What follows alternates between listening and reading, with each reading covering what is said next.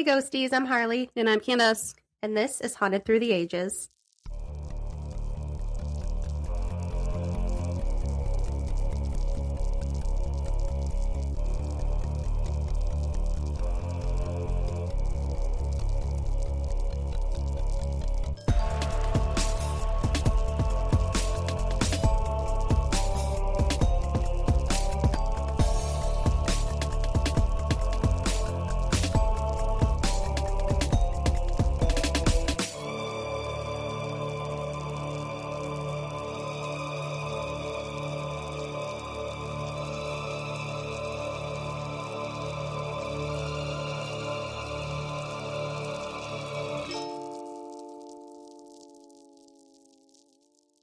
So I think you should start today because you have, I'm going to put a time, I will give you guys a heads up now.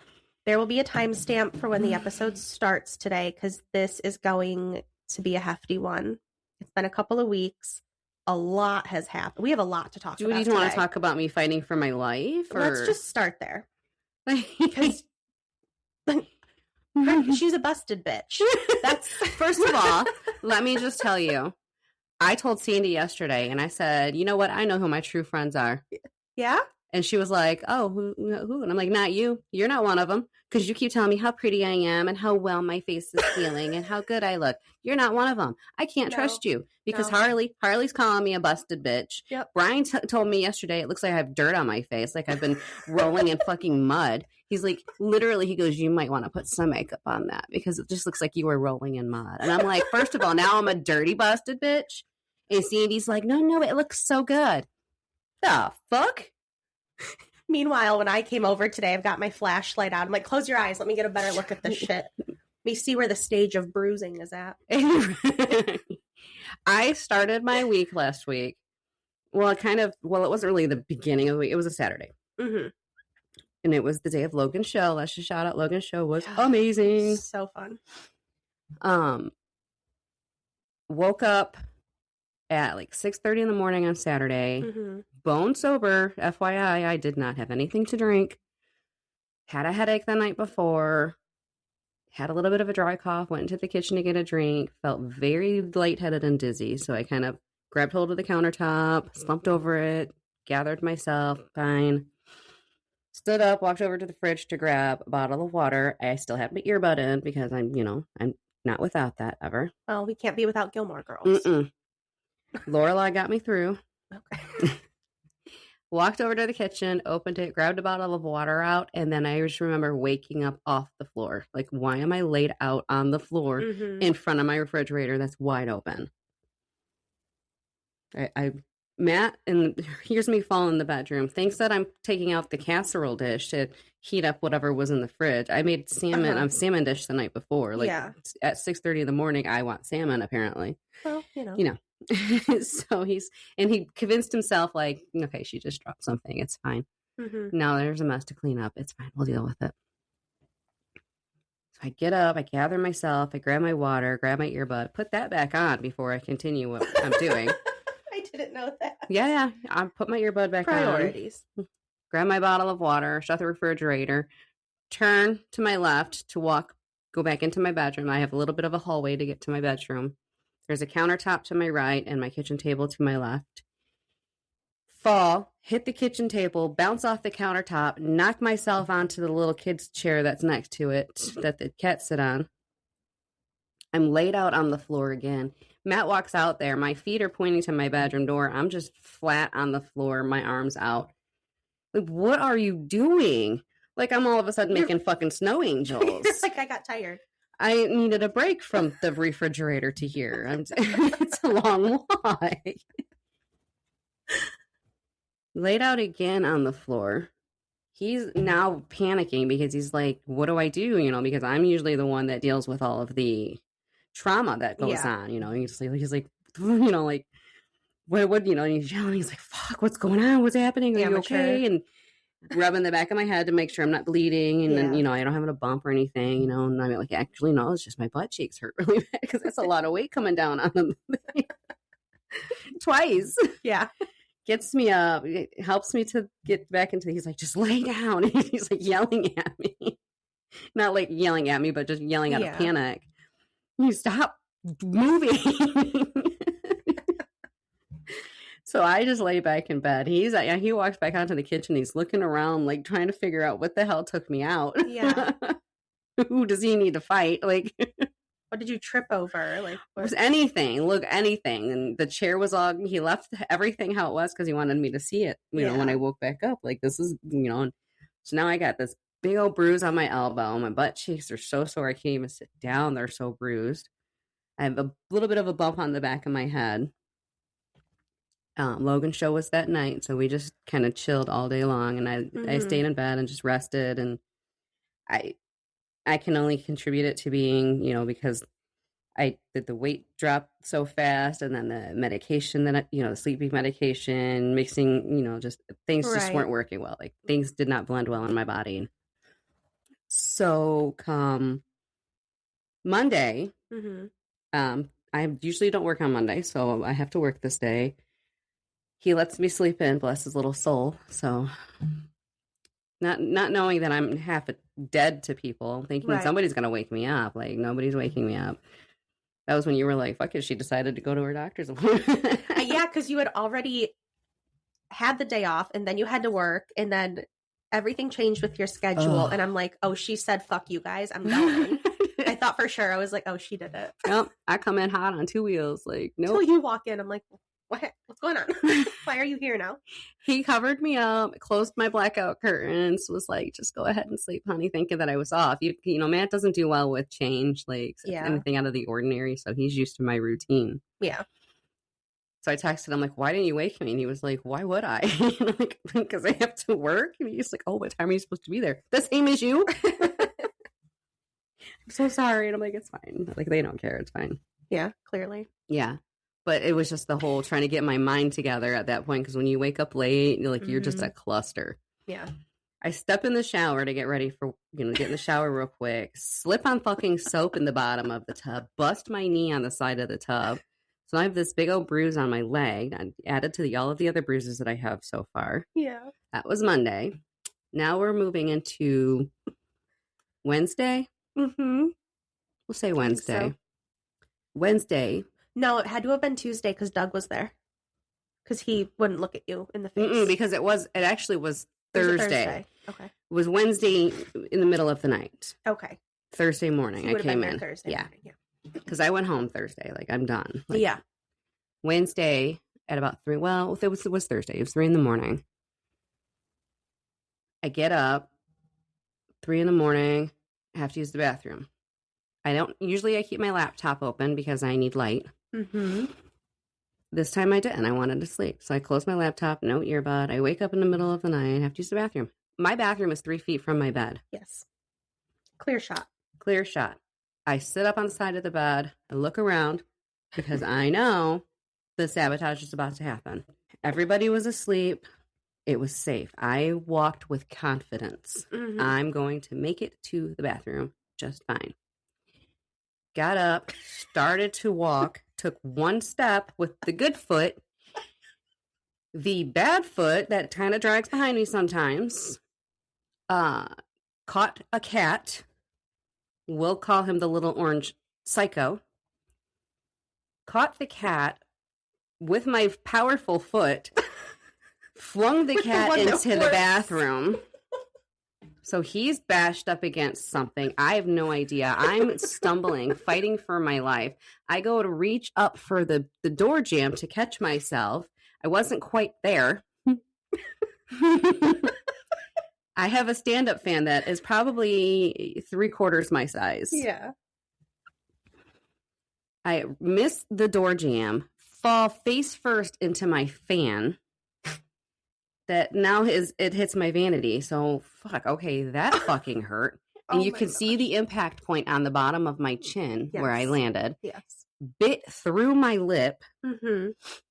Now I have blood everywhere. Like, I look like I was vampiring somebody. Yeah. There's blood running down my chin. Like, I look like fucking Chucky. Like, all over my shirt. I threw my shirt away. Like, I was not even going to attempt to clean it. There's blood all over the bathroom floor. My concern now is sonar. Right. Keep in mind, I didn't quite make it to the toilet either because now I'm dying and now there's pee everywhere. So whatever, it happened.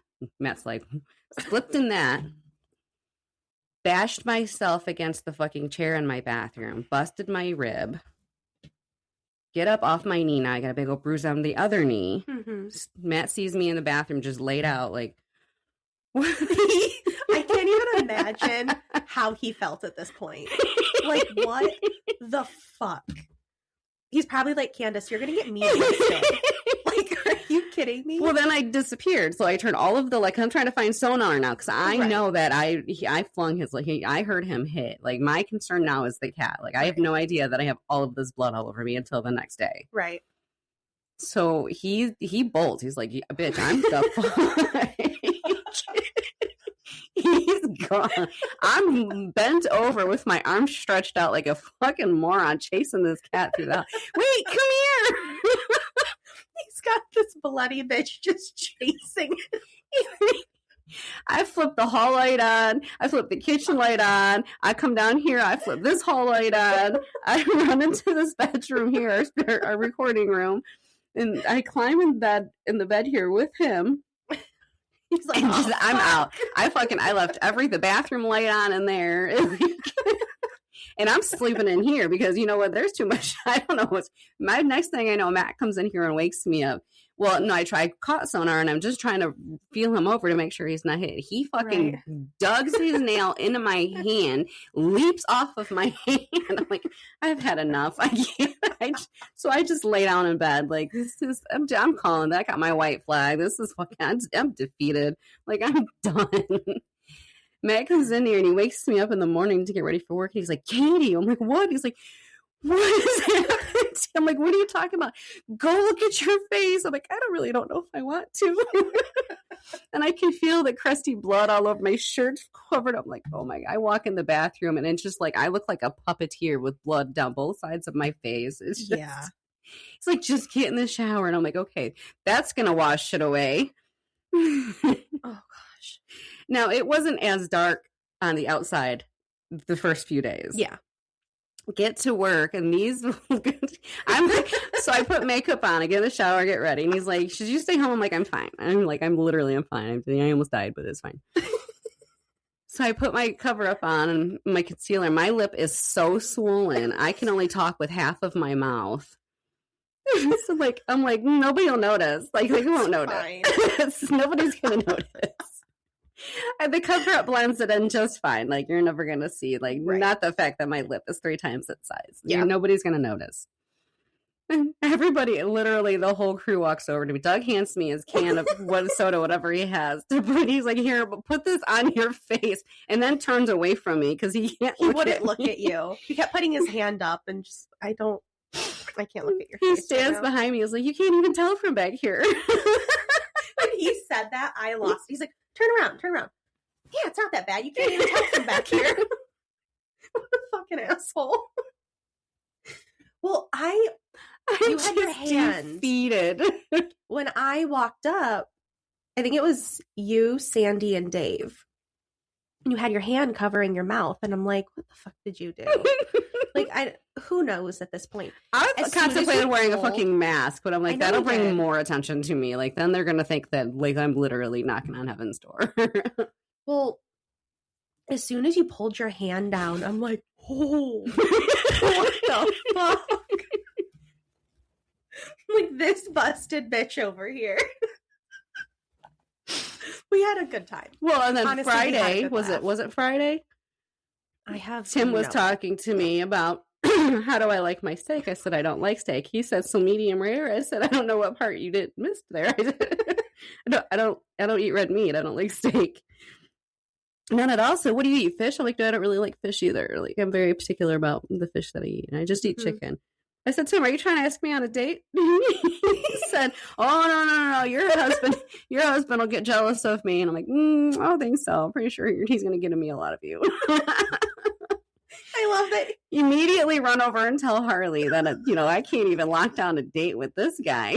He's been chasing after her. Immediately she texts Sandy, this busted bitch. I'm like, dang. I said it to your face first. You did, but it was just so hilarious. You can't even get a date out of him. I can't even walk on a date with a special needs guy. Who has already informed everyone if he needs mouth to mouth, he only wants it from Candace. Not this week. He's like, bitch, you nasty. Like, I don't know what you got growing, but it looks contagious. Randon's concerned for my safety. She takes me out to breakfast. Like, I'm fine. Mom, can you just go to the doctor? I have a doctor's appointment. I promise. Like, I'm just fine. I am just struggling. But my health, I feel fine. I'm just. You have this poor girl texting me, like, will you talk to my mom and convince her? I'm like, this bitch doesn't listen to me. I don't know who you think I am, but she's stubborn as fuck. She is not listening to me. So guys, send help. Oh, yeah. And then, like, literally I'll tell Harley, like, all I need this week to finish it off is a fucking period. Like, why not? Hit me. Yeah. No, I'm still good. Still good. Pick up a 40-pound box and all of the contents inside the box, dump out the bottom of the box on top of my good foot.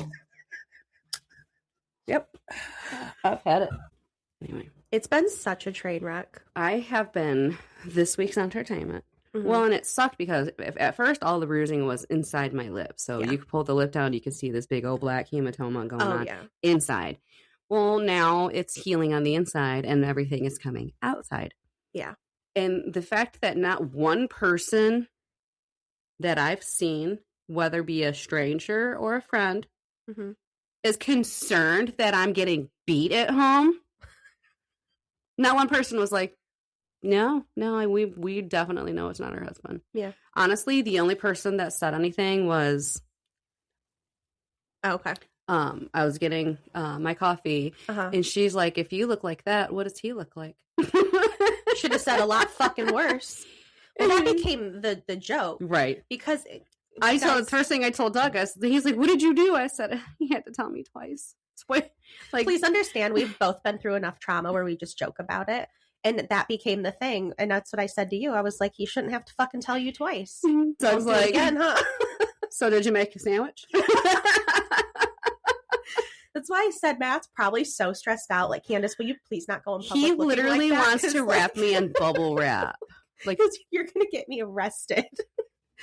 That's so funny. He was very concerned for his safety.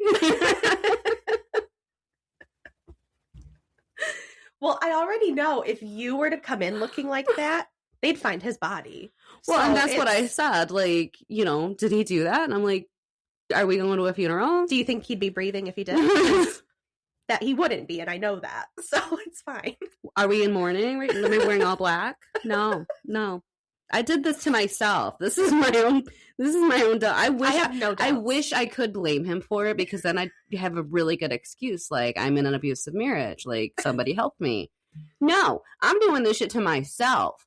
I can't even make up a good story. Like, this is just my dumb ass not being able to fucking walk. This is just who you are, and we all know that. I've learned from having all of these cats. I never pick my feet up to walk around here at night. Mm-hmm. You scoot. You drag your feet. Mm-hmm. You do not walk with confidence. I looked and counted. There were 5 cats in my bed. Not Zara. Zara's in her room. Okay. Everybody was asleep. I heard snores. I counted. I was confident. Can make it to the bathroom by myself. Then this little shit comes out of nowhere. Wait, I must escort you. No?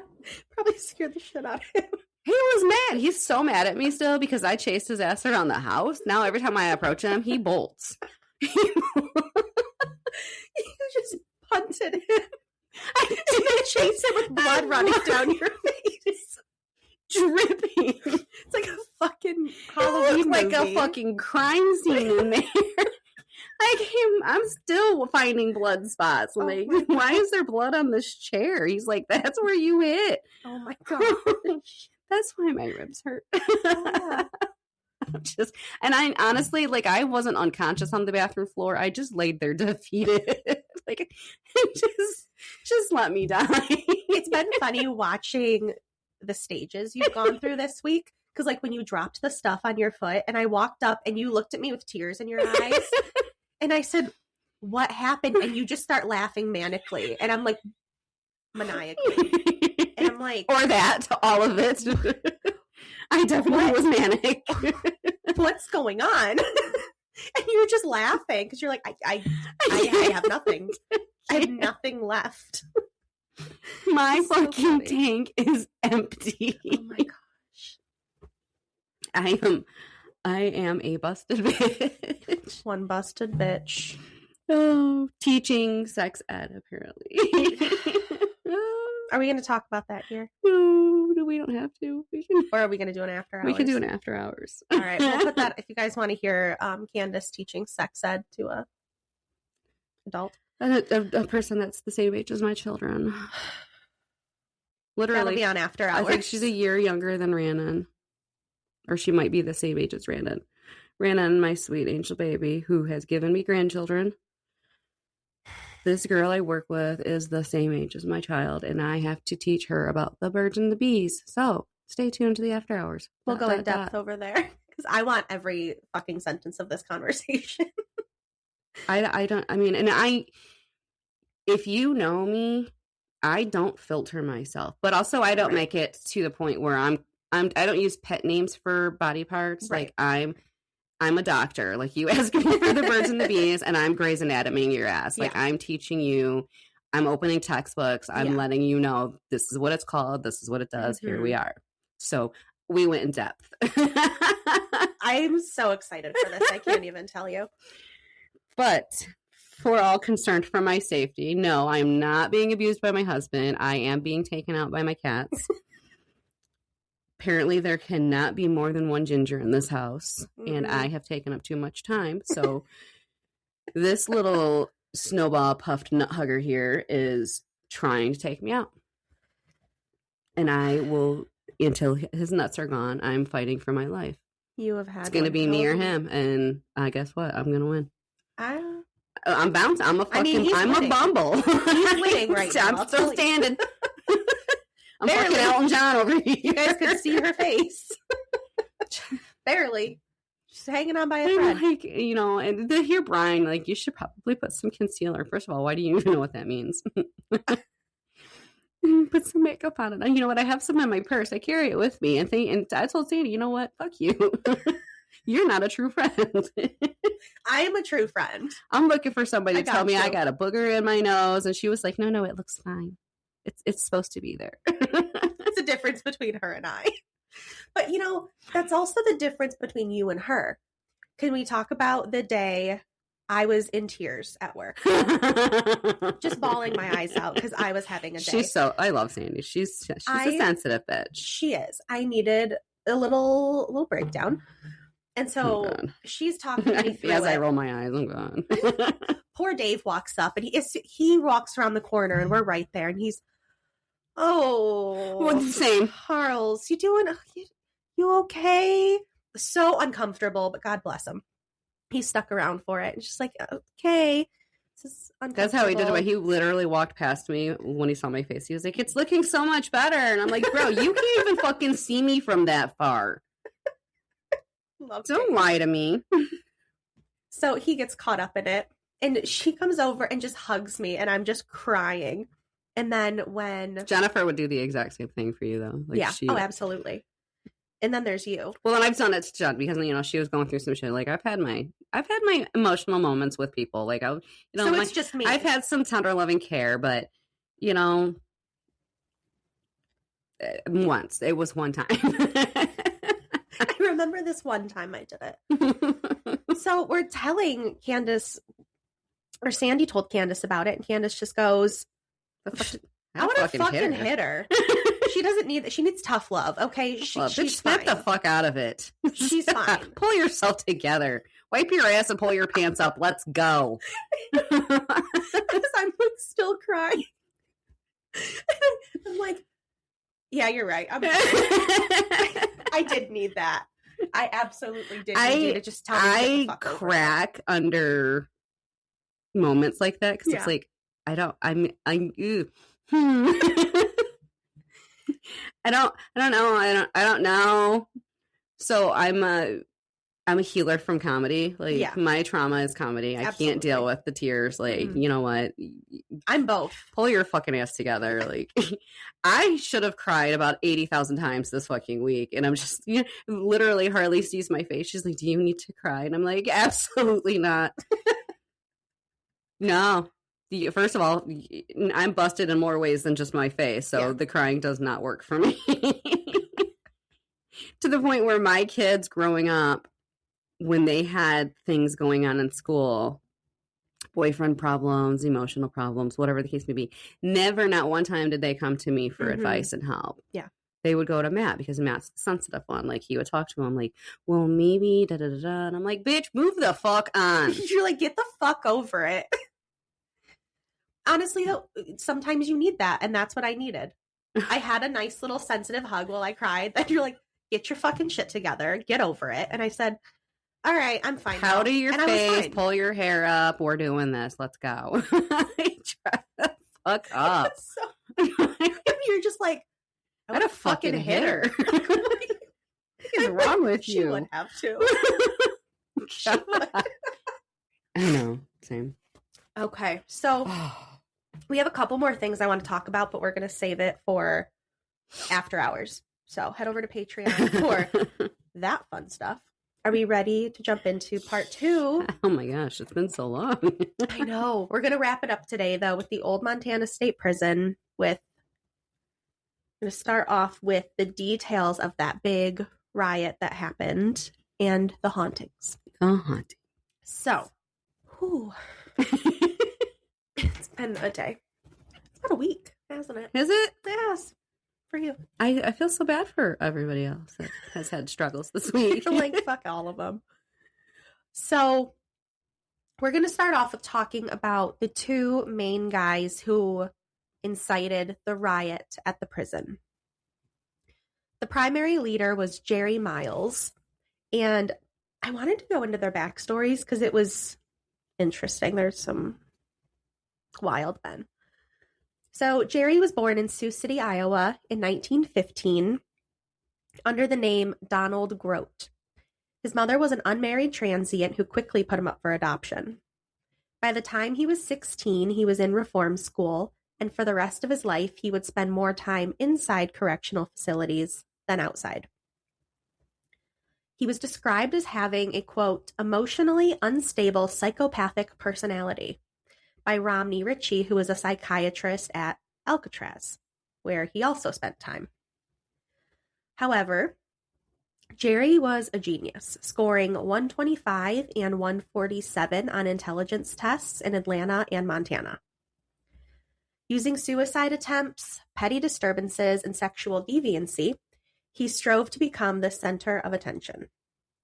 He was known as an institutionalized career prisoner, often committing small acts of burglary to get sentenced to more prison time whenever he found himself free. Like we talked about last time, sometimes they just... Right. That's the best they know. That's what I remember from the last time that we spoke, our talk about, they feel safer inside than out. So when they get set free, they have to commit the crime to get put back in. And we'll see that Jerry was top dog wherever he went in prison. He knew how to play the game. Mm-hmm. So it was, It's a safe space. Mm-hmm. In December of 1944, he organized a mutiny at the federal penitentiary in Atlanta on the grounds of poor medical... Listen to this entire sentence. It's wild. Poor medical care, no church service, which upset him, and having to wait in line in the mess hall with the, quote, German intake and the Negro intake. Oh, God forbid. So no church, Germans, and blacks. Oh, boy. The fucking issue here. After the mutiny, the administration at USP Atlanta declared Jerry Miles to be incorrigible and a danger to the security of their prison. They determined that their facilities were insufficient to fully monitor Miles' activities, so in May of 1945, they transferred him to the federal penitentiary at Alcatraz. Jerry Miles would spend about 7 years at Alcatraz between 1945 and 1952, after which he was transferred to Leavenworth, Like, this man was at the top, like, scariest prisons. While Jerry was at the Rock, the legendary Battle of Alcatraz occurred in May of 1946, and Miles, while he did not take part in the escape attempt, learned a lot from the methods of Bernard Coy, who initiated the riot. Sorry, I thought you said meth heads. From the meth heads. It sounded like that. The disturbance Miles would later start in Montana shared many elements with the Battle of Alcatraz. Miles was released from Leavenworth in 1952, after which he finished his sentence at the Georgia State Penitentiary and was released in 1958. During his long prison tenure, Miles had learned of a prison in Montana where the convicts ran the industries. And Miles was interested in what he viewed was a place where he could have power. So, why not get sent to that prison? After his release, Miles bought a bus ticket to Butte, about 40 miles from Deer Lodge, where he was arrested for burglary. He was sentenced to 5 years at the Montana State Prison and arrived in Deer Lodge in June of 1958.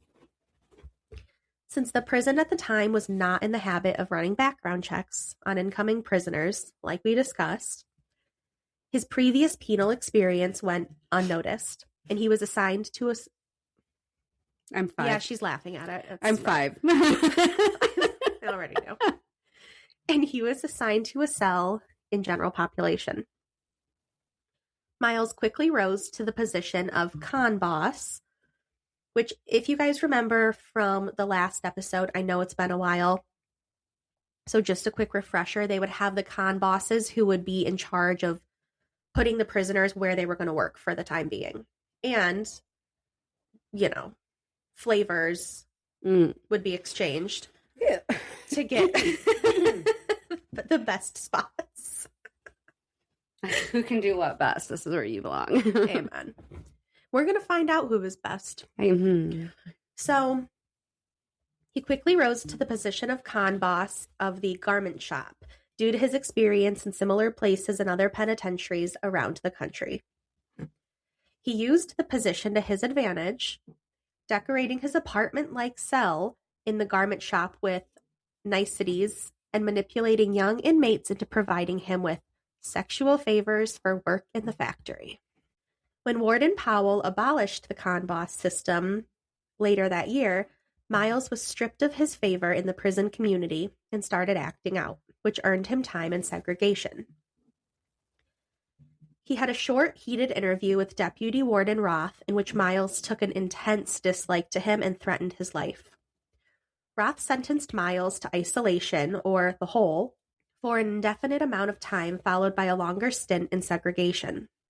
Walter Jones, the prison's newly graduated sociologist, recognized the danger Miles represented and suggested further segregation in what they called Siberia, in the base of the northern towers of Cell Block 1. The area known as Siberia was separated from the rest of the prison yard by a razor wire-topped chain-link fence and was used to keep known troublemakers apart from the rest of the population. The cells were cramped, cold, and isolated. Warden Roth, however, rejected this treatment of Miles, claiming that he wanted to gain inmate trust by showing equal rights to all prisoners, regardless of their past activities. No. If you made it all the way there, sorry, I'm going to judge you for it. I know some of you might not be that bad, but some of you are, and I'm trying to go home tonight. So no. But he was, trying to take the high road, which we'll see is not a good idea. Don't ever take the high road. No. On February 27th, 1959, Roth released Miles back into Gen Pop and assigned him to the water crew.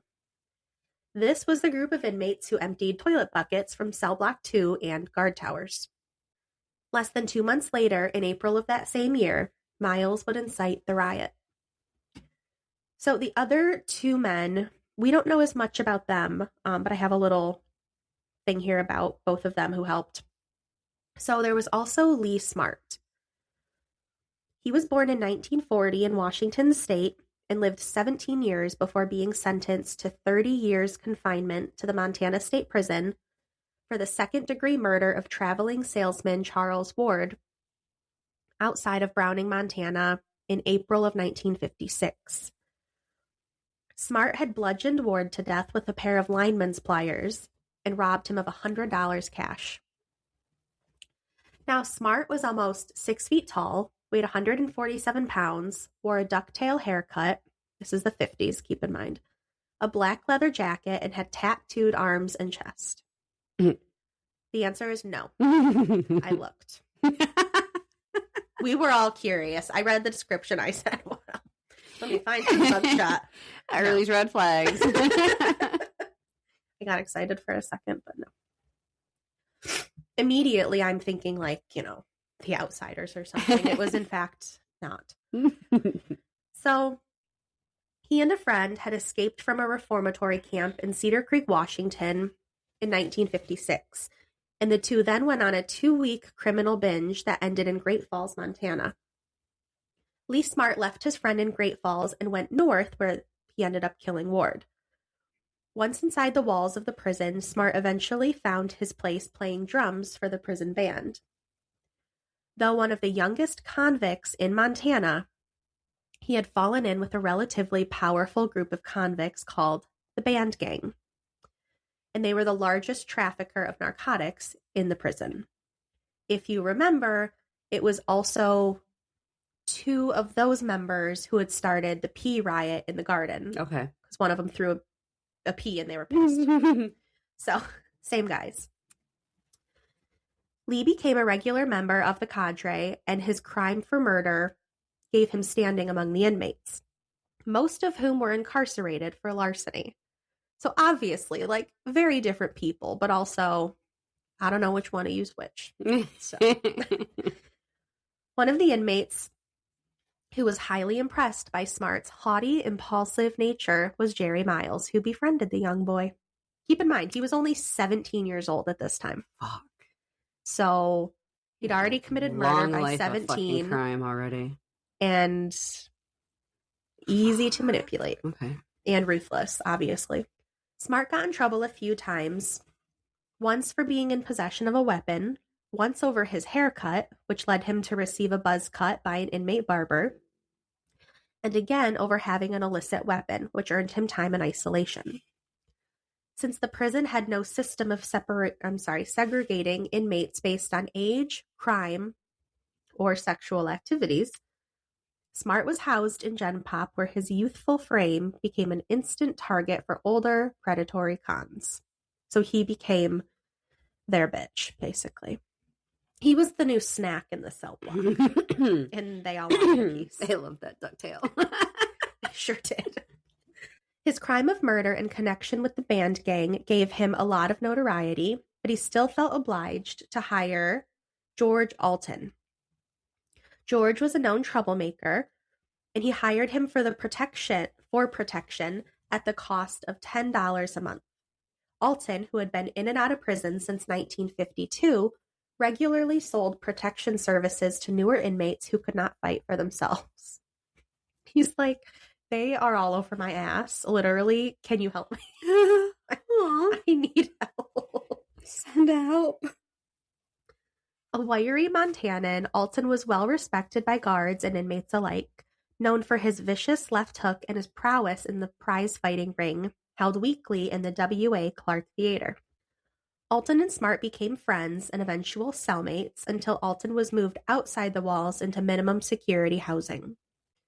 Taking full advantage of his trusty status, Alton escaped with a fellow inmate in a prison vehicle marked Registrar of Motor Vehicles in August of 1958, the day after Floyd Powell started his job as warden. The 2 prisoners waved to the new warden on their way past the prison, and Powell waved back. He didn't know. He's like, oh, bye. Bye. Have a nice day. By the time the warden realized what had happened, Alton and his Confederate were too far away to do anything. How fun. That, I mean, no, not funny. Funny, haha, not. Yeah.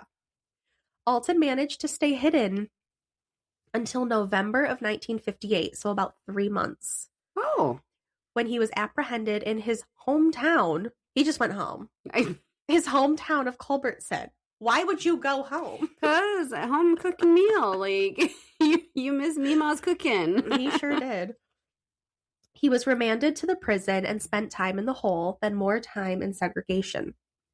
It was during this time that he met and had extensive conversations with Jerry Miles, who had been placed in the cell right next to Alton's in segregation. Jerry Miles knew that timing would play a major factor in the successful initiation of the riot. Between the time he was released back into Gen Pop until he decided to start the riot, he paid close attention to the movements of the guards and found a loophole in their routine. Routine is bad. Never let them know what you're doing. Each day during the dinner time turnover, the ratio of guards to inmates was decreased in cell block 1. His plan was to seize a rifle from one of the guards who walked the catwalk outside his cell when the guard was alone. Miles also needed to recruit other inmates to his cause, but limit the number of prisoners who knew specifics to ensure the administration would be caught unaware. He chose to let Lee Smart in on the plans, coaxing the boy along with promises of freedom and adventure. George Alton, the shrewd, intelligent man, was less easily convinced, though a workable escape plan attracted him. He's like, I can't get the keys anymore to the car, so what do you got? All right, here's the plan. Miles needed Alton because of his rapport with the inmate population, and Alton also worked in the prison garage and had access to gasoline, a crucial part of Miles' plan. Miles assured Alton that they would use Deputy Warden Roth as a shield and hostage to gain exit from Tower 7, and from there to freedom. Miles also strong-armed Harold Lorries, who was a known lockpicker or gopher man in prison lingo, into being ready for an escape attempt, but gave him few specifics other than that. Miles, Smart, and Alton constructed a reservoir in one of the shelves in Smart's cell, and Alton regularly filled that space with gasoline he smuggled out of the garage. The trio waited until they had filled the container before enacting their plans. At about 3:30 p.m., on April 16, 1959, guard Gus Byers was alone on the catwalk of cell block 1. I'm hungry. It's time. Was that what that was? It was. My stomach just growled really loud. Across from where Miles and Smart were loitering, Byers turned to open a window to the brisk spring wind when he heard someone call his name. He turned into a splash of gasoline, which hit him in the face and chest, soaking his shirt. Lee Smart had tossed the gasoline as Jerry Miles lit a match to a torch he had constructed from a mop. He thrust the mop at the guard, who froze in fear. Smart and Alton lit a broom and tossed it onto the catwalk behind Byers, who, with his vision blurred by the gasoline, saw he was surrounded by fire. He quickly surrendered his keys and rifle and allowed himself to be led to the hole. Which, when I read that, I was so relieved because I thought for sure they were just lighting this man on fire, which I can't handle. While Miles, Smart, and Alton were securing the rifle and keys, other inmates ambushed the only other 2 guards in cell block 1, threatening them with knives. The guards surrendered their keys and were also led to the hole. And I also just wanted to point out, these are the same prison guards that they wanted to leave unarmed. That's right. Do you remember that? That Yep. whole thing we went through? Yeah. Yep. No. Mm-mm. Absolutely not. But at this point, the inmates were in full possession of 3 guards, a rifle, and keys to the facility, though they still had no ammunition for the weapon. Which makes me wonder, why wasn't your weapon loaded? So the guards can have weapons just to intimidate the people. Probably. And not let them be loaded because we're not trying to kill inmates. Had they been loaded, shit would have already been over. Right. This would have been done. So they quickly moved over to cell block 2, where they knew the ammunition was stored, and were in possession of that building within minutes. Even after a tense standoff between a guard holding a loaded rifle and an inmate with a knife. But the guard hesitated and received a slashed hand in return. Had he fired on the inmate, the riot may not have progressed. We don't hesitate when they're out of their cells coming at you. We're not thinking about this. We're going to end this shit now. Like, maybe I'll just point it at him and he'll be like, oh, just kidding. Yeah, no. Mm-mm. We don't play that game. No, these are prisoners trying to get the fuck out. Yeah. No.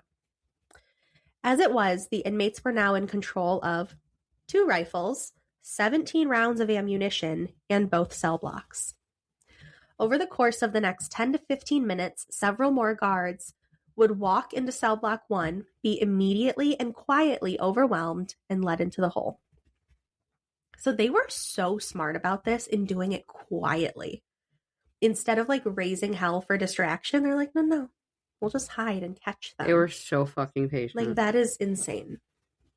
And also fucking genius. Yeah, like, it's smart. You hate to say it, but it's very smart. They Shawshanked them bitches. Yeah.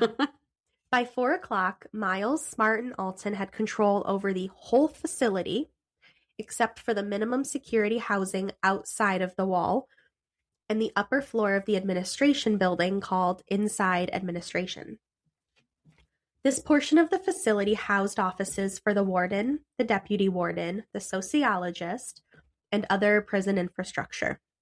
The only woman working within the prison walls, Babe Lightfoot, held an office in Inside Administration, but by the time the rioters reached this area, she'd already been evacuated upon orders from an inmate. Deputy Warden Ted Roth had been across the street attending a meeting with Warden Powell, because remember, Warden Powell has his big-ass mansion across the street.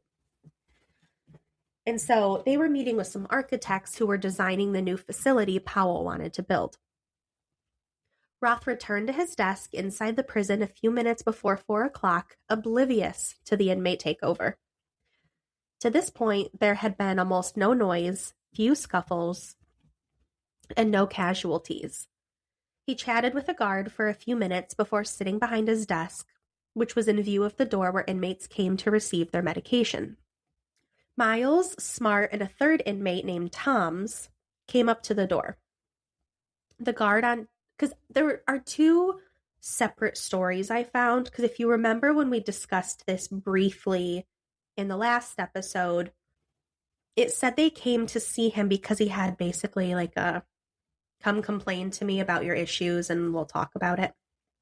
This one says that Miles was there to receive pills for a headache he claimed to have. So I don't know what story is true, but there are 2 out there. The guard on duty, who was Officer Cox, turned to retrieve them as another guard opened the door to let a third guard out. As soon as the door opened, Miles rushed through, brandishing a meat cleaver he had acquired from the kitchen. Toms threatened the other guards with a knife, and they allowed themselves to be herded into a nearby lavatory. Miles burst into Deputy Warden Roth's office and attacked Roth with the cleaver. Roth deflected the blow with a plywood letterbox. The struggle continued for a few seconds, and Cox grabbed a chair and raised it to hit Miles, but Lee Smart unveiled the rifle that he'd wrapped in a cone of leather and fired once, hitting Roth in the chest, killing him instantly. Miles turned on Cox and slashed with his cleaver, slicing Cox along the arm. The inmates quickly herded the guards into a lavatory, along with a civilian mail sorter who was probably shitting himself at this point. Yeah, he's just there to do the fucking mail. Wrong fucking day to be there. And why didn't I call in sick? And he locked them in. Another guard, Officer Simonson, was coming up the steps to Inside Administration, and Miles and Smart took him hostage and had him call the warden. And I did want to share a little story that I heard, because we're going to get into, I didn't write this down here, but I thought it was interesting and kind of sad. When we get into the hauntings, we're going to walk through some of the Ghost Adventures episode when they were there. And one of the interviews that Zach did was with a woman whose father was, I forget his title. I don't think he was necessarily a guard, but he was something at the prison. And so they actually lived around there. Her and her parents and all of her siblings. And her and her friend, who was actually Deputy Warden Roth's daughter, were in high school this day. And they were both pulled out of school together and told, like, something's happening at the prison. You need to come now. And when they got there, they were dropped off across the street from the prison. And at this point, like, the National Guard is there and all this stuff is happening. And they could see a stretcher being brought out with a body and a sheet covering it. And she said, the only thing I remember is brown shoes. And she says, I noticed the person had brown shoes on. And her friend said, oh my gosh, I hope that's not someone we know. Oh no. And it was her dad, which I just thought was so sad, because she's like, yeah, I remember that day very clearly, and it was awful. That sucks. So it's like we hear about, like, oh, this is happening in the prison, it's their jobs, but then, like, and his daughter is standing outside as he's being wheeled out. Sad. That's terrible. So a little after 4:00, Officer Simonson phoned Warden Powell, who is still across the street and has no idea what the fuck's going on. Simonson told the warden there was a disturbance inside the prison and that someone had been knifed. Yeah, a disturbance is how I'd describe that. I would. Under duress from Miles and Smart, the officer told the warden little else, and Powell rushed through Tower 7 along with 2 guards to see what the, quote, disturbance was. Just a little disturbance. Just a little something over here. It's fine. They're getting a little rowdy. It's okay. As soon as he entered inside administration, he was yanked through the doorway. Dang. His escort realized something was wrong and retreated. He bolted. Good luck, boss. You know what? It was a good run. I'm resigning. Sorry, got somewhere to go. Escaping back through Tower 7.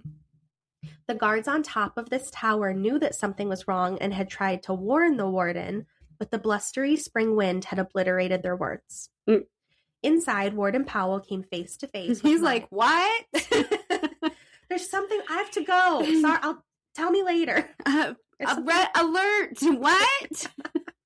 A bird? Corgis? No, orgies. Throwback. Pierogies? What? It's like us being stupid. So inside, Warden Powell came face to face with Miles and Smart, who immediately forced Powell to call Governor Aronson in, I think I'm saying it correctly, Helena. That's how they say it on Yellowstone. So that's what I'm going with. That's what we're going with. And I mean, we do love Yellowstone, so Doug. I'm in the last season now and almost done. So. Doesn't this look like Kevin Costner? Fucking idiot. Should we pause and share that story? Go ahead. Doug comes over to me, super excited because he saw a picture on a package, but he couldn't remember what the package was. And the picture looked just like Kevin Costner riding on a horse. And I'm like, what was it? And he said it was Under Siege or Under Stone, or I don't know. I'm going with it because I can't remember the name of the fucking show. And I'm like, yeah, that's exactly what it is. Yeah. So we're down looking. Nothing. I'm searching. He's searching. Nothing. And finally he goes, hey, what? Come here. So he comes over and he shows me this packaging of something that he found that has somebody's picture on it. And he was like, doesn't this look just like, I said, first of all, there's no horse. I don't know where you even pulled that out of. He's like, that's fine, but doesn't this just look like Kevin Costner? And I'm like, it really does. In fact, it is Kevin Costner. He's like, well, how do you know? And I said, because it fucking says his name. It says by Kevin Costner. It's so funny. So then he goes immediately searching for Harley. Have you seen your sister? I'm like, nah, I don't even think she's here yet. And he's like, well, so-and-so was talking to her. So I'm like, well, then she is here, but I just haven't fucking seen her. You're like, it's not my time to babysit. I don't know. What part of no didn't you understand the first time I said no? He's like, well, I need to find her before you do because you're going to make me look stupid. I'm like, you're cute. The fact that you think I can actually, that's a task. I see this busted bitch running to me. She's like literally jogging to me. I'm like, what? I have to find you before Doug. When I finally found him, he was where I thought he was. Mm-hmm. And I see him walking. And as soon as we make eye contact, I must have had a look on my face. Shut up. He knew immediately. Damn it. Your balls failed you again. Come on, we have to go find your sister. It was so funny. So, Aronson, who's the governor, he was out of town and would not return until 6:30 that evening. Powell left a message with the governor's secretary to have Aronson call him at number 8 as soon as he returned. Number 8 was a prearranged warning that told the governor that Warden Powell had been compromised and that Aronson should not return the call. After the call, Powell managed to convince Miles that Cox and Roth needed medical attention. Obviously, one of them's already dead. And that they should be allowed to leave the facility. Miles agreed, and an ambulance collected the bleeding guard and the deceased deputy warden. Powell also attempted to talk the ringleaders into discontinuing the riot to no avail. While Miles and Smart coerced... I've reached the point where I'm just done. So, again, while Miles and Smart coerced guards and wardens to make telephone calls, Alton, armed with the second rifle, set about securing the remaining guards and administrators of the facility. By 4:30, he had locked 20 men into the hole, including sociologist Walter Jones. Mm-hmm. This guy probably shows up in a suit and tie every day and is like, look, I'm not here for this shit, okay? No. This is not what I signed up for. This is not a part of the description for me. A few minutes before 5, Miles and Smart led Warden Powell and the other 4 hostages down to the mess hall, and from there led the hostages into cells in cell block 1. Warden Powell sat under guard on one of the mess hall tables where he was offered coffee and cake by an inmate. Oh, I love that. It's okay, Warden. Just have a seat. Here you go. Here's the snack. He might die soon, but... I'm driven by the food, too. Also, I'm climbing into a sketchy van with tacos, so... Oh, amen. He accepted in that text yesterday when Sandy's like, no, we don't fight over the masked men. I'm like, I do. We don't because we don't care. We're just here for the food. I'm not. But also, they could feed me tacos. Y'all go enjoy your tacos. I'm busy.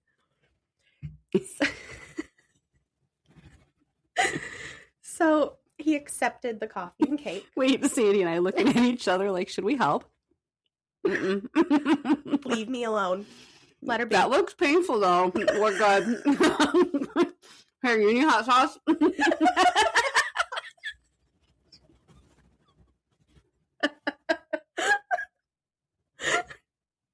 can so see that happening. Sandy's concerned. Like, I think we need to help her. And you're like, let her be. I want hot sauce. She's fine. Tough love, bitch. Tough love. Like, all of her dreams just came true. Okay. She's good. Let her be. We'll take her to the hospital later. We're good.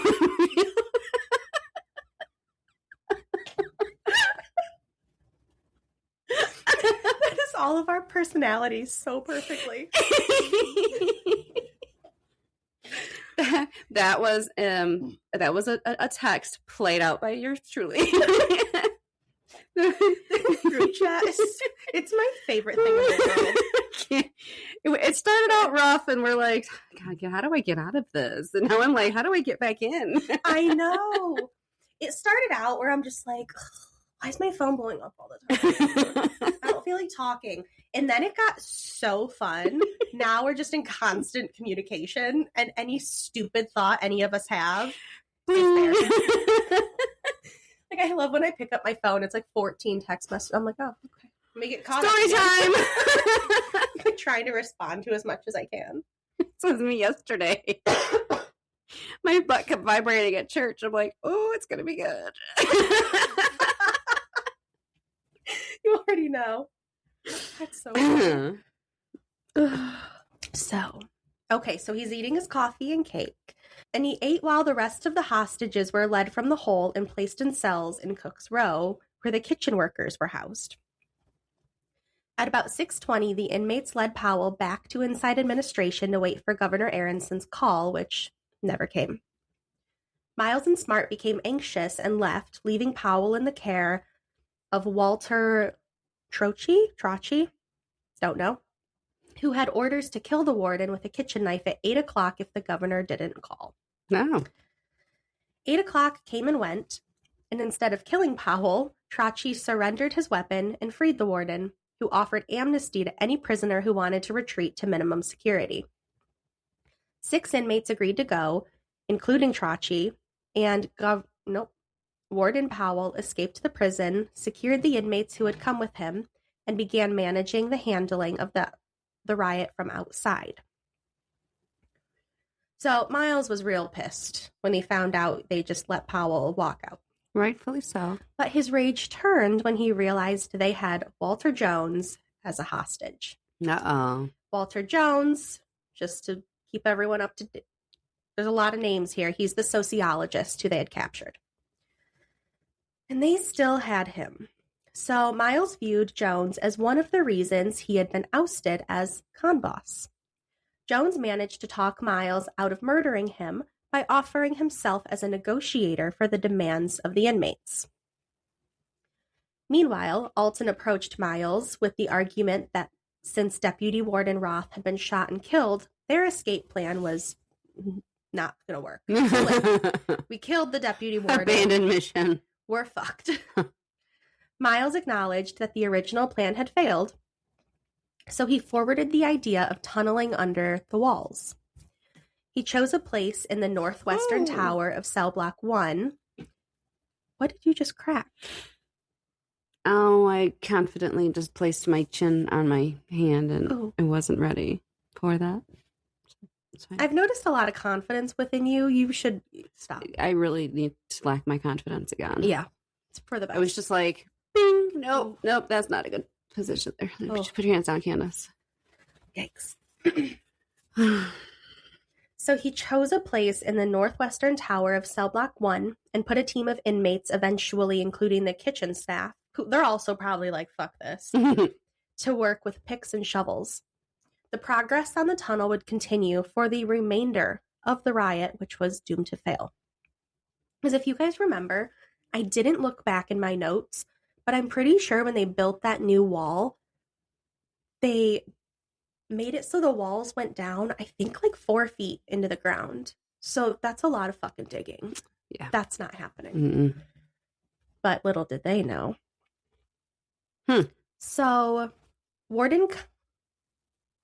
Yes, here. Mm-hmm. Warden Conley, who was one of the old wardens when that was built the cell blocks and the walls specifically to keep inmates from tunneling, and his designs proved effective. Outside the walls, Warden Powell was busy trying to deal with budding public reaction to the riot. The word had leaked quickly, and wives of guards who were hostages started showing up at his house.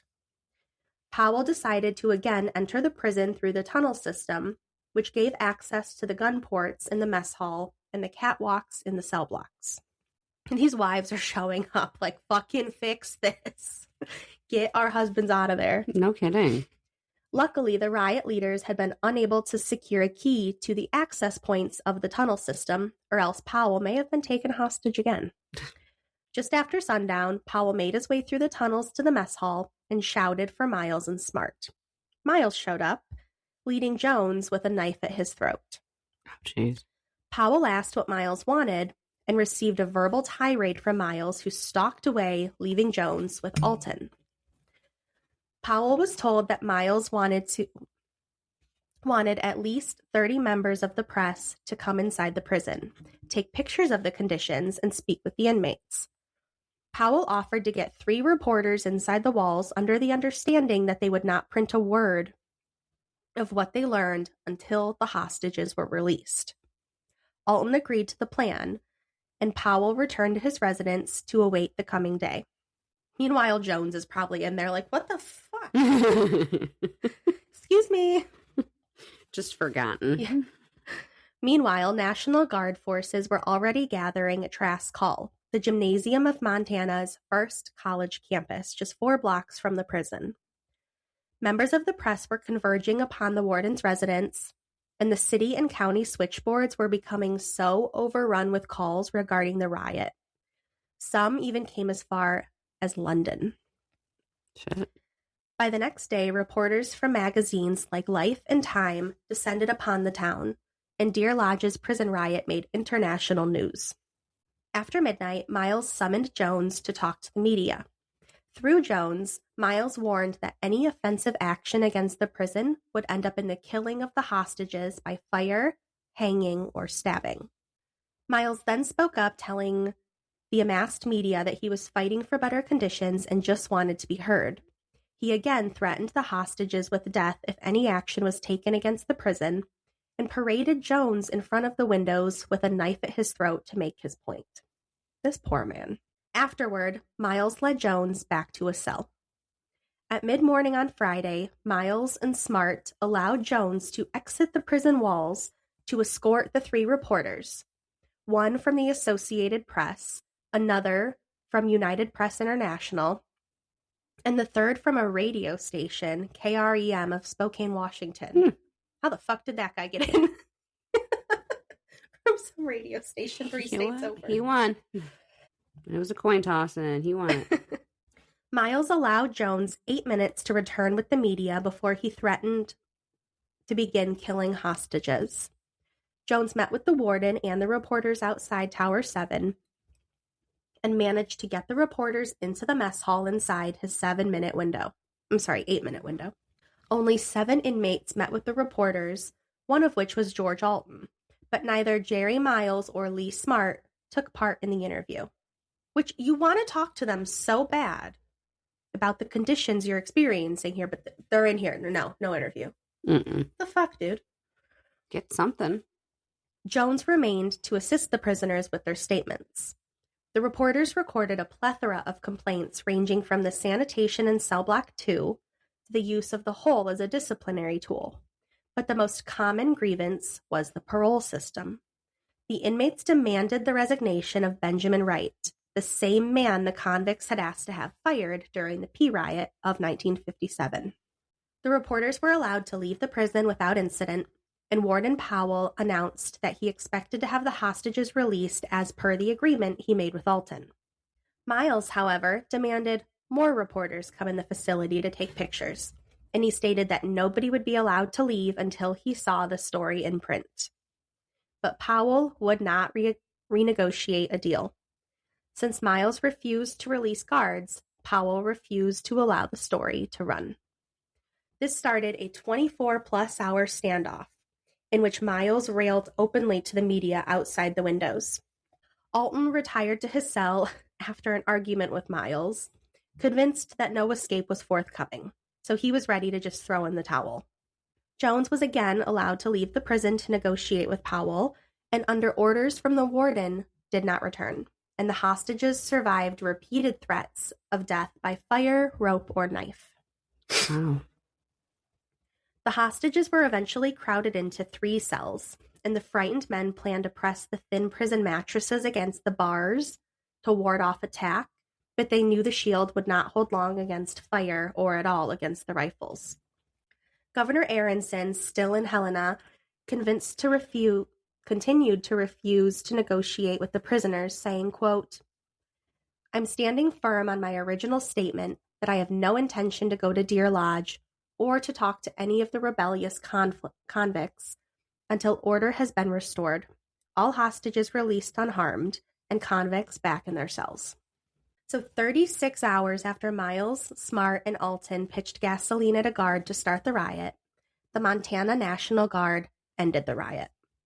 At about 4:45 a.m. on April 18, 1959, Bill Rose of the National Guard fired a World War II bazooka at the southwest tower of Cell Block 1, while Highway Patrolman Bob Zaharko fired a Thompson submachine gun through a window, which had been identified as where Miles and Smart were hiding on the northeast tower of Cell Block 1.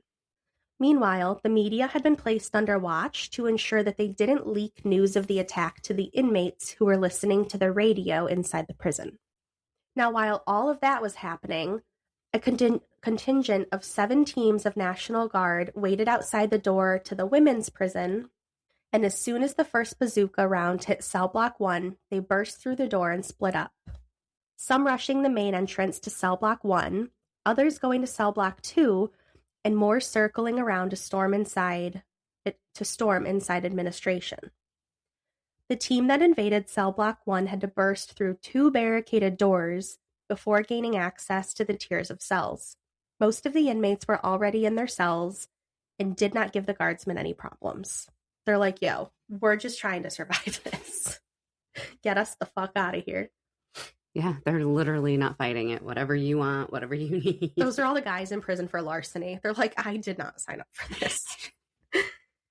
It was like $5. That's all I needed, and a loaf of bread. Exactly. The soldiers filed up to where the hostages were kept and freed them, escorting them through the door into the minimum security facility in the northeast corner of the wall. All the hostages emerged unharmed. They were also unarmed. Back in Cell Block 1, a team of guardsmen entered the tower. Did they? They did not. They entered the tower, where I was already reading Miles. But also, what's happening underneath that towel? Well, I will say, during Ghost Adventures, Zach would not stop calling Smart Miles's lover. And I'm like, we know, but can we stop saying it that way? Love, it's my lover. Stop. He's weird. Ew. I don't care. Yeah. Gross. He's so gross. Ugh. Anyway, so it was where Miles and Smart were hiding.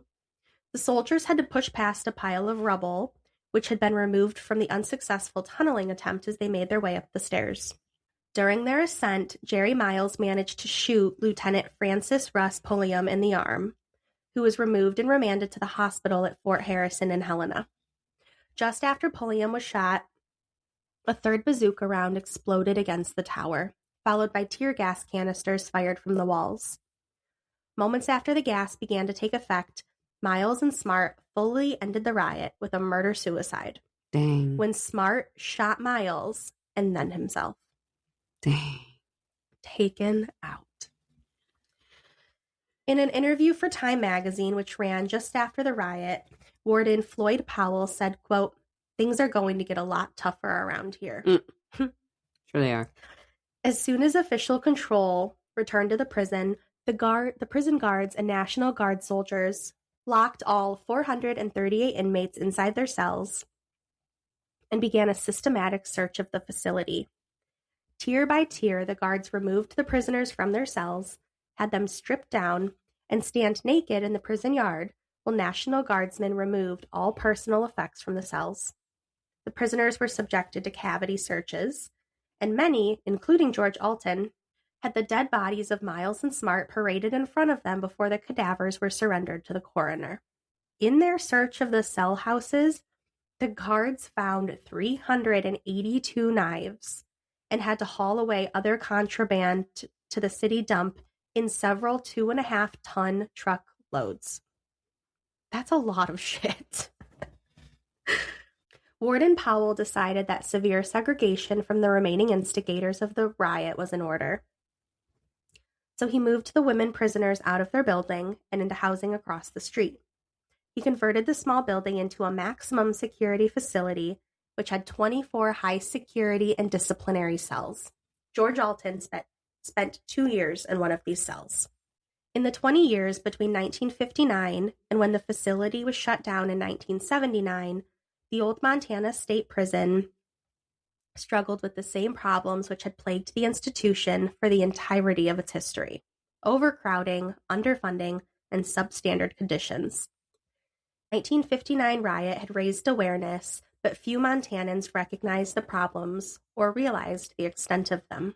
Almost 10 years after Warden Floyd Powell resigned, Governor Forrest Anderson managed to get the state legislature to approve $3.8 million to be used in the construction of a new facility. And the funds did not become available until 1973. In 74, contractors broke ground on the new prison, situated about 3 miles outside of Deer Lodge on 33,000 acres, which had once been Warden Conley's ranch. The construction continued for 5 years, and the last inmates were removed from the old Montana State Prison on September 5th, 1979. And that's it for the history. Wow. I did include notable former inmates just because I thought they were interesting. I love finding out what people are in prison for because I'm nosy. There was a list of the most notable current ones who were there in the new one, but I'm not trying to get murdered in my bed. So we didn't talk about them. We're just talking about the people who are already dead. I'm not trying to be found. So there was Douglas Turner, who murdered 9 people, including 6 inmates at the prison, along William Golahan, who committed suicide on death row. Dang. Nathaniel Bar Jonah, who was a child predator and a suspected cannibalistic serial killer. He died of a heart attack at the prison. Lewis Brown, he was the accomplice of spree killer Philip J. Coleman. Ray Dempsey Gardner was a serial killer. Leland Jensen was a cult leader who served 4 years for sexually abusing a 15-year-old girl. This is a name, if you're into true crime, you will know. Carl Panzram was there, who was a serial killer and career criminal. Robert Vanella, he was a 5 Points gang member who served for murder. And Ronald James Ward, who was another serial killer. And that name sounds familiar. Yeah. And then a few of the people executed were David Thomas Dawson, who killed a family of 3, executed by lethal injection. Terry Langford, a murderer and suspected serial killer, executed by lethal injection.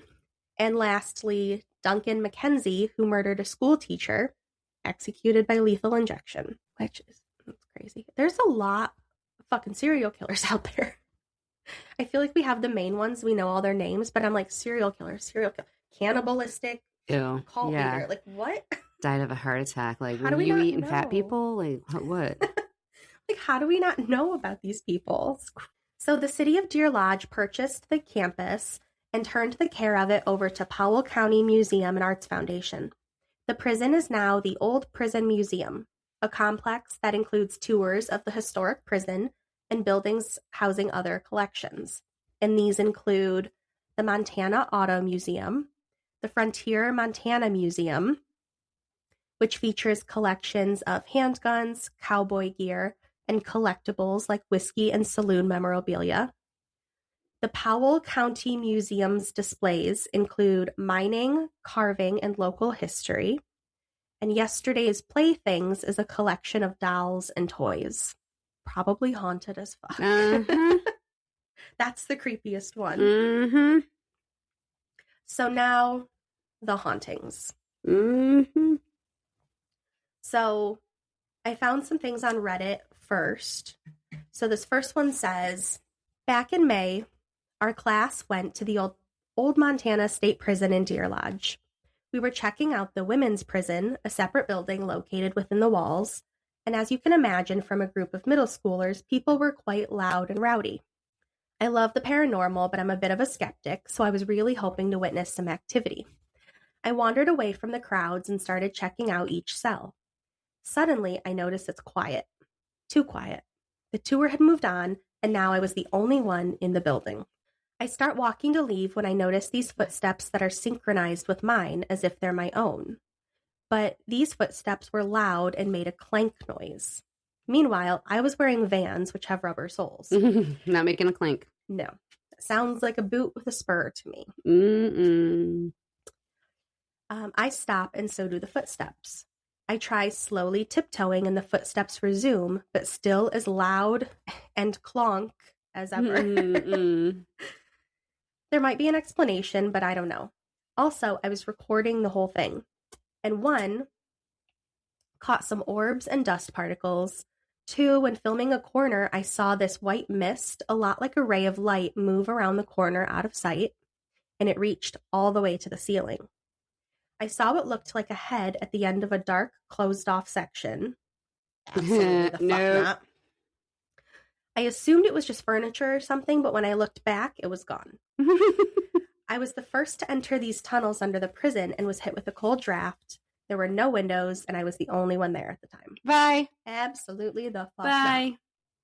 This one was under this, like, the Montana State Prison subreddit. But I think it's just prisons in general, but I still found it interesting. It's short.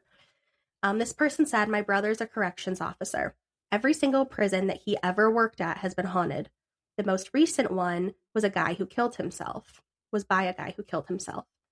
2 days later, he saw the man clear as day, waving to him from across the cell block. During lights out, he always hears people talking in his ear, and all of the inmates complain about people walking past the cell doors at night when no one is. The guards stay in a room and watch cameras at night, so it's not them. So among the most famous accounts of hauntings are echoes of footsteps when no one is present, cell doors opening or slamming shut on their own, disembodied voices whispering, and strange cold spots that seem to move unpredictably. Shadowy figures are often seen pacing near the cells or peering from windows in empty buildings.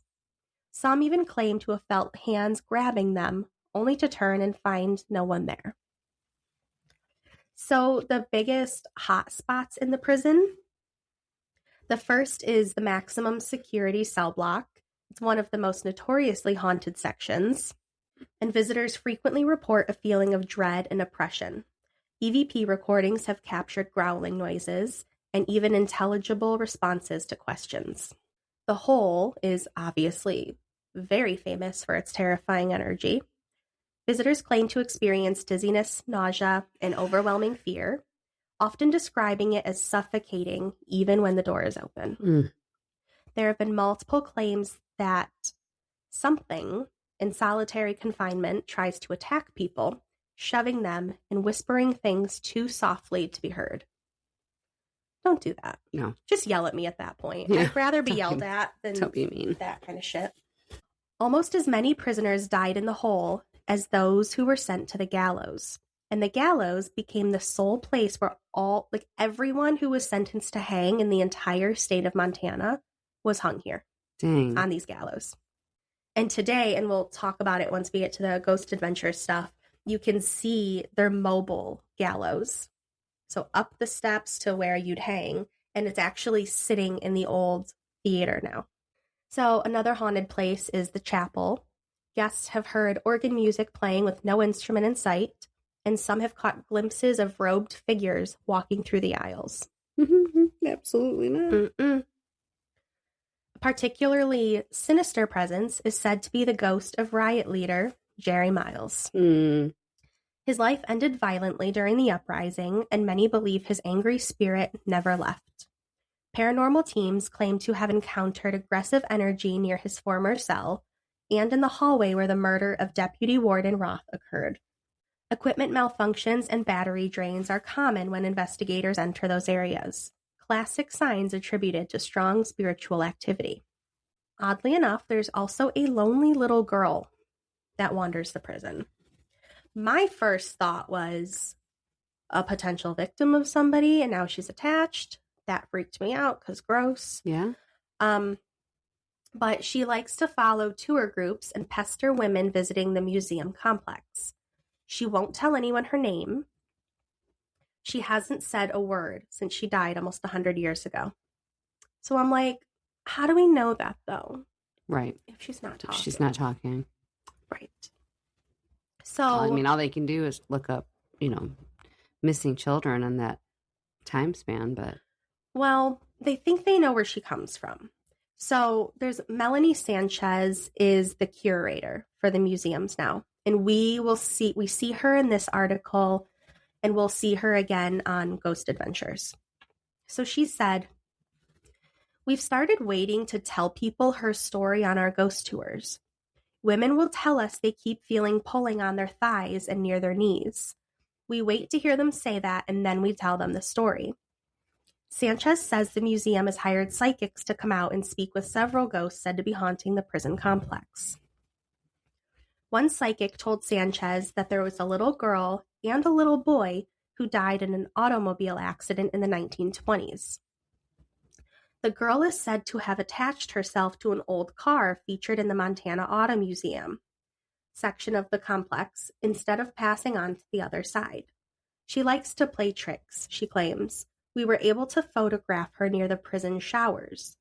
She was wearing a white dress and carrying a bucket. The psychic also said the little boy from the accident prefers to spend his time in the ice cream shop." Aw, How sweet. I love that. I want to be that little boy. Like, when I cross over, let me come back to the ice cream shop. Right. According to Sanchez, the only ghost she's personally seen is the shadow man in the archive room. Mm-mm. That's the last fucker I want to see. No, go back to the little boy. Come on.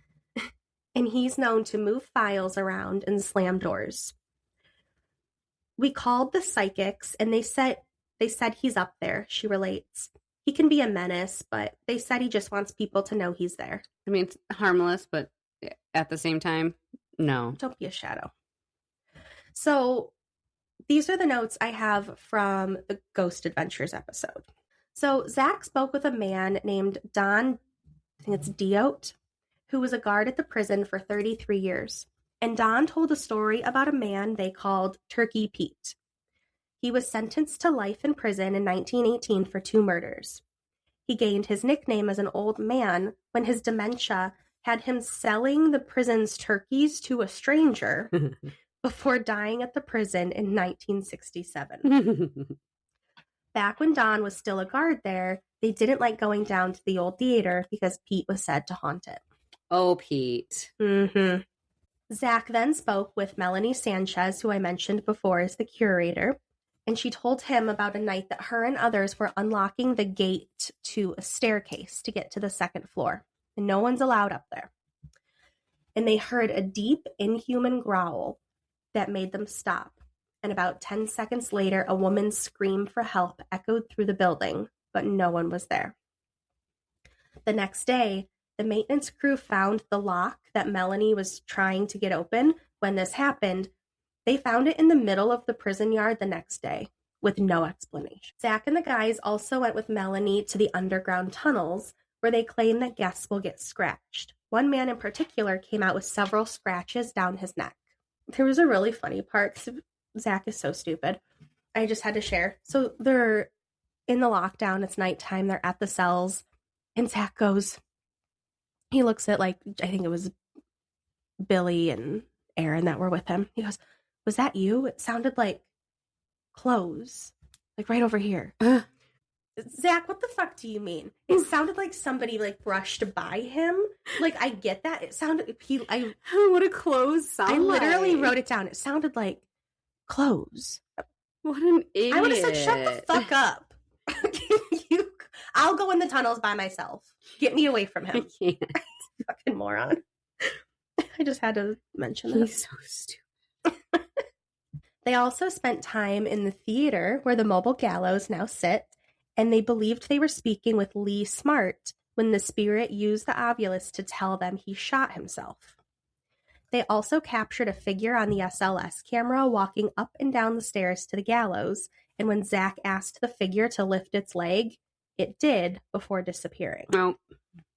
As this was happening, they lose footage from the camera set up in the theater, and Jay was back at their little area, so watching the cameras. So Jay runs in there to go check it out, and the battery had exploded, and when they opened it, you could see the acid seeping out of the battery.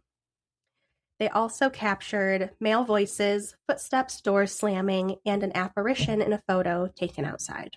Dang. And that is the old Montana State Prison. So they got good evidence, though. They did. I was surprised they had as much. The main reason I like watching those for stuff like this is because of the interviews. Like sometimes they'll share stories from the people who were actually there. Mm-hmm. And so you can get good information. But yeah, it wasn't bad. I had to do that this morning because last night I got scared. I'm not joking. I was doing my research. I was doing my research in the bedroom. I was sitting at my desk and it was dark in there. Except like I had like my phone flashlight, but that was and I was scrolling through this article and a picture popped up that was clearly fake, but it showed this apparition like up close of this man. I went and I got tingles down the back of my head and goosebumps all over my body. And I said, okay, I'll just wake up early in the morning. I'm done tonight. I'm done. We'll call it time. So then I, scrolled on Instagram for an hour. Distracted myself before bed. So that is all we've got for today. If you guys want to hear more of what we're going to talk about, head over to Patreon for our after hours. You can also find us on Instagram and YouTube. You can email us at hauntedthroughtheages@gmail.com. And we will see you next week. Bye. Bye.